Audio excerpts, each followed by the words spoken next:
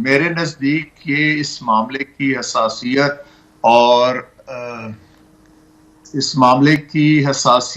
और नज़ाकत को समझते हुए वे फॉरवर्ड का होना जो है वो इम्पोर्टेंट है। और जाहिर है ये एक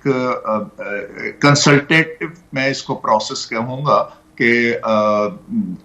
आला अदलिया की जो टॉप अशलान है और इसी तरह जो चीफ एग्जीक्यूटिव हैं और लॉ मिनिस्टर हैं, उनके दरमियान एक चीज डिस्कस हुई कि ये इश्यूज आ रहे हैं, इसको कैसे होना चाहिए। और फिर जैसे आपने फरमाया कमीशन ऑफ इंक्वायरी एक्ट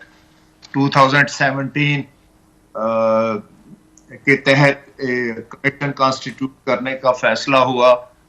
और फिर अब कल तक इसके हवाले से नाम भी फाइनल हो जाएगा और TORs भी है जो है वो फाइनली हो जाएंगी।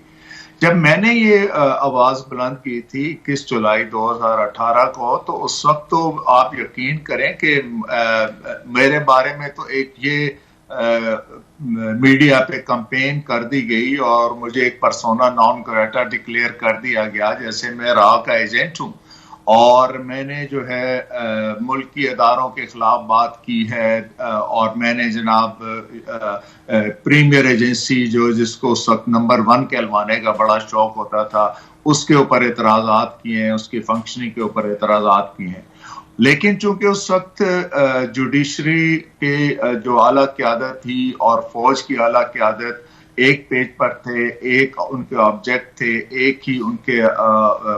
काम करने का अंदाज था, तो मुझे तो उस पादाश में जो है इल्जाम लगाने के पादाश में आपके सामने ही है, मुझे तो एक समरी ट्रायल भी नहीं दिया गया और तो ऑफिस से रिमूव कर दिया गया। और I was to be chief justice of Islamabad high court on 26 नवंबर 2018, लेकिन मुझे 1 अक्टूबर 2018 को रिमूव कर दिया गया ऑफिस से। और उसके बाद जाहिर है आपके सामने ही है चीजें कि अक्टूबर 2018 से लेकर अभी मार्च 2024 तक मैंने एक कानूनी जद्दोजहद की जिसके नतीजे में अल्लाह ने मुझे सुरखरू किया। और आज जो ये मेरे साथी जजेस हैं 6 इस्लामाबाद कोर्ट से, ये उसी डिसीजन को बेस कोर्ट करें, बिल्कुल बेशक उन्होंने कोर्ट किया जी, बिल्कुल उसी की प्रोटेक्शन में आप कह लें या उसी के अम्ब्रेला ये भी इन्होंने ये इकदाम किया है। तो मेरी एक राय में वैसे सुप्रीम जुडिशल काउंसिल को ये लेटर नहीं निकलना चाहिए था, लेकिन अगेन ये एक टेक्निकल एस्पेक्ट है। The honourable chief justice of Pakistan acted very wisely और उन्होंने इस टेक्निकल मामले में पढ़ने की बजाय हसासियत को मद्देनजर रखते हुए फौरन फुल कोर्ट मीटिंग बुलाई, उसमें रखा, फिर मैटर टेक अप किया, फिर उसके बाद दोबारा उन्होंने फुल कोर्ट मीटिंग को सारे मामले से आगाह किया। तो बहुत ज्यादा फर्क है, मैं इस लिहाज से बहुत खुश और मुतमईन हूं। अच्छा जज साहब जी, आपने बड़ी क्लियरली फरमा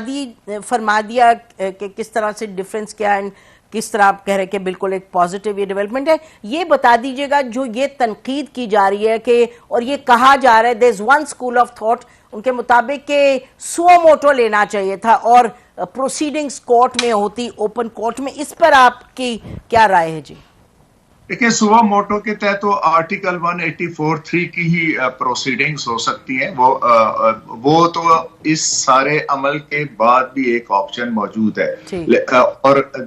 जब भी आपने सुप्रीम कोर्ट के पास अपने कोई एग्जीक्यूशन कराने वाली फोर्स तो होती नहीं, ना ही उनके पास कोई बरदार होते हैं, उन्होंने भी अपने ऑर्डर को एग्जीक्यूट करवाने के लिए एग्जीक्यूटिव को ही कहना होता है। और अब हम जिस मुल्क में रह रहे हैं जहां पर मामलात की नजाकत है कि छोटे छोटे मामलात पर यहाँ पर इमरजेंसी लग जाती है, किसी का जाती कोई वेंडेटा हो तो वो मार्शल लॉ लगा देता है, तो इन सारी चीजों को मद्देनजर रखते हुए मैं समझता हूँ कि बड़ा वाइजली इस सारे इशू को टैकल किया गया है। और ये कोई मैटर नहीं करता जी कि आप कोर्ट के अंदर जो है ओपन प्रोसीडिंग्स करके और फिर उसमें से रिजल्ट कुछ ना निकले। असल हमारा जो मकसद सामने होना चाहिए वो रिजल्ट, और ये पाकिस्तान में खैर पहली दफा इस तरह हो रहा है कि एटलीस्ट किसी की कंप्लेंट के ऊपर